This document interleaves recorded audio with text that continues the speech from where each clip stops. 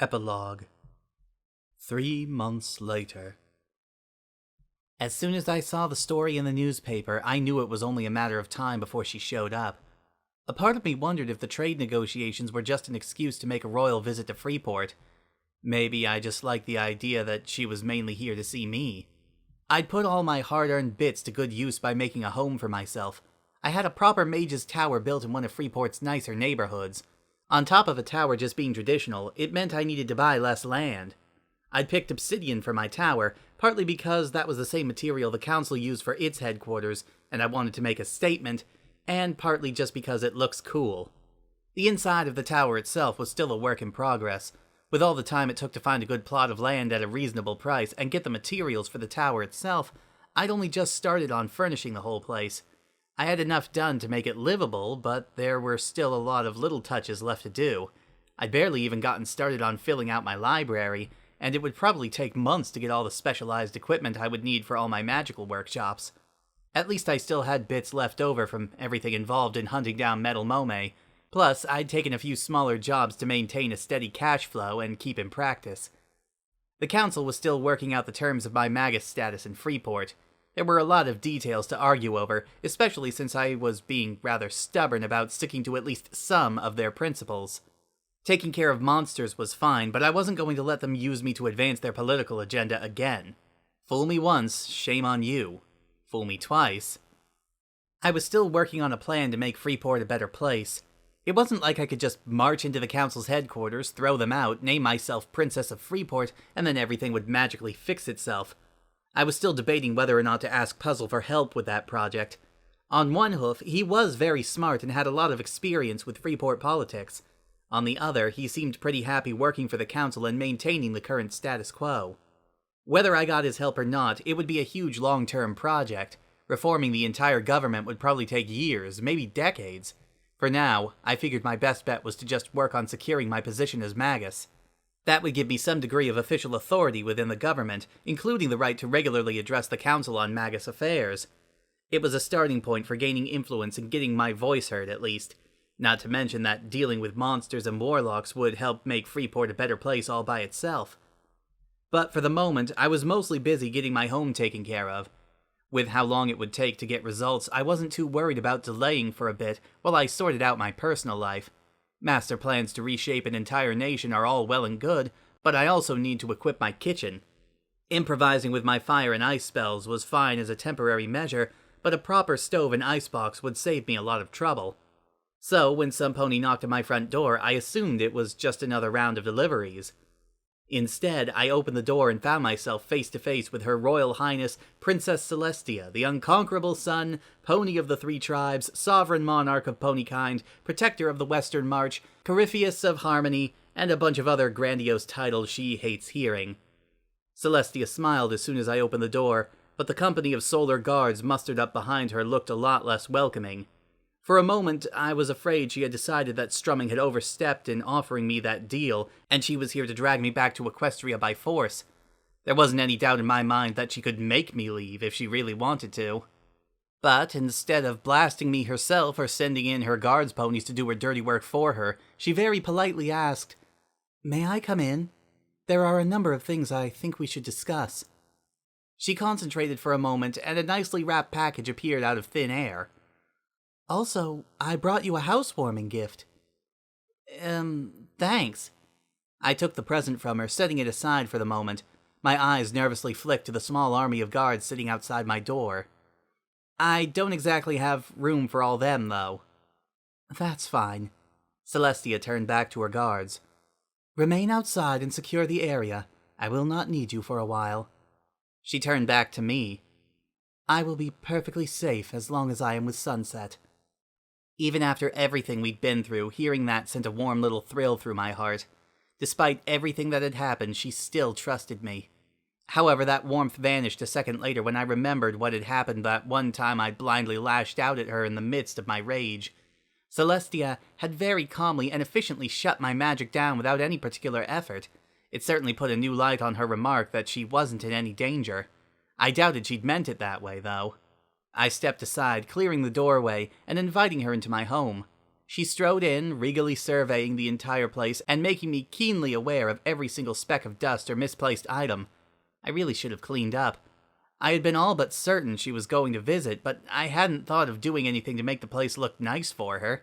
It seemed a bit ridiculous, but despite everything that had happened, a part of me was still very afraid that she wouldn't approve of my living situation. Her lips pursed when she spotted the large block of hollowed-out ice I was using to keep my food cold. She frowned and tapped a hoof on my mostly empty bookshelves. All I had done as far as my workshop went was a few dozen cheap glass jars containing various potion ingredients, all haphazardly stacked in a single room. When we reached the top level, she discovered that there was quite a bit of dust left over from all the construction work. I hadn't gotten around to properly cleaning everything up in the areas I wasn't using yet. Finally, she presented her conclusion. "This won't do." One of her wings flicked out, spreading gently over my back.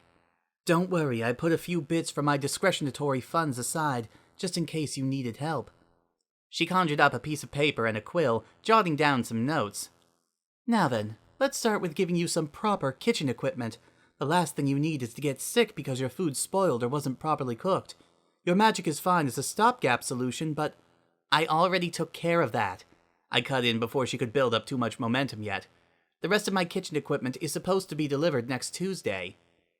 Celestia frowned and met my eyes. She was probably trying to figure out if I was being honest with her or just lying to save face. The idea that she was even considering that offended me. For that matter, the whole inspection did.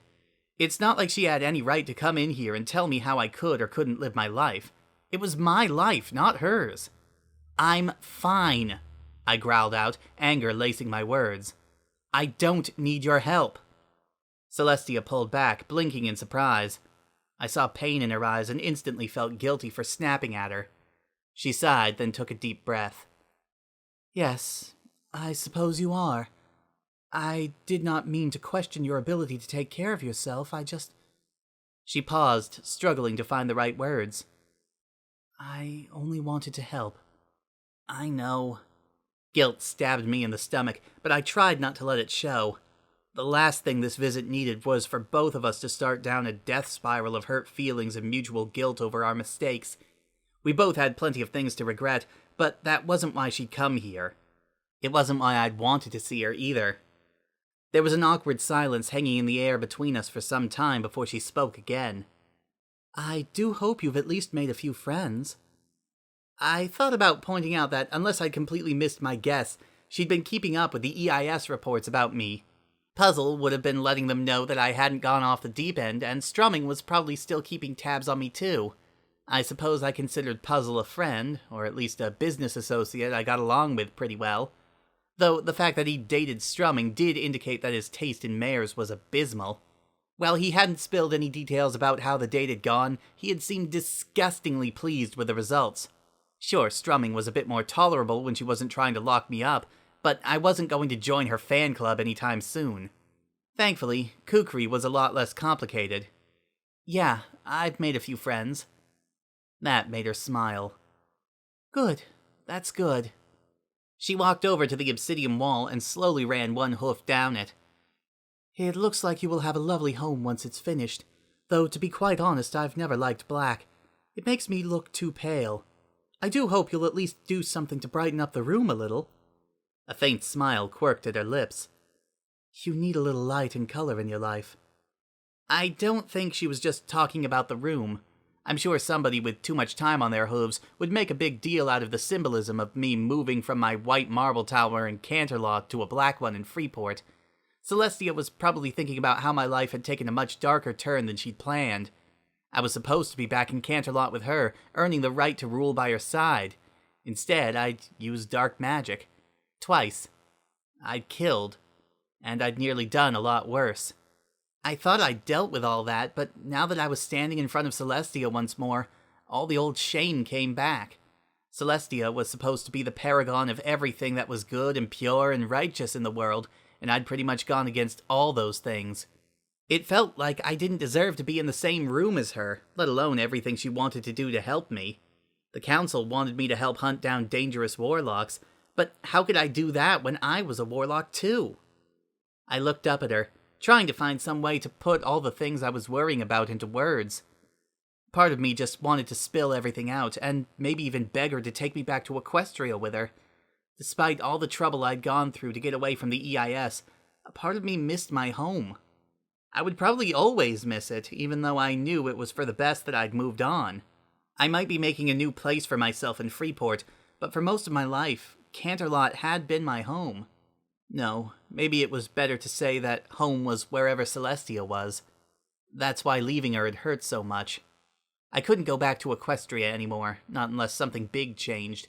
But that didn't mean I had to leave everything behind, and it certainly didn't mean that the most important parts of home couldn't have a place in my heart. I licked my lips and hesitantly stepped towards her. I've got the bits to pay for it all, but I wouldn't mind a little bit of advice about how to decorate it all, if you've got time. She turned to face me with a gentle, understanding smile. Yes, I think I'd like that. I leaned against her, resting my head on her massive shoulder. Thanks, Mom. She sighed, but the smile never left her lips. You know, I really should remind you that I'm not your mother. One of her wings slowly curled around me. But let's not spoil our day by bringing up old arguments. Plus, you secretly like it when I call you Mom, I gently teased. I admit nothing. She held me a bit closer despite that. I'm just glad to know you're all right. I know things have been difficult for you lately. I have had my own share of tribulations. We both made mistakes, and things very nearly went terribly wrong because of that. Yeah. I shifted to the side a bit so I could hug her properly. But I think I'm gonna be okay. Yes, I think you will. I spent the rest of the day shopping with my mom. The end.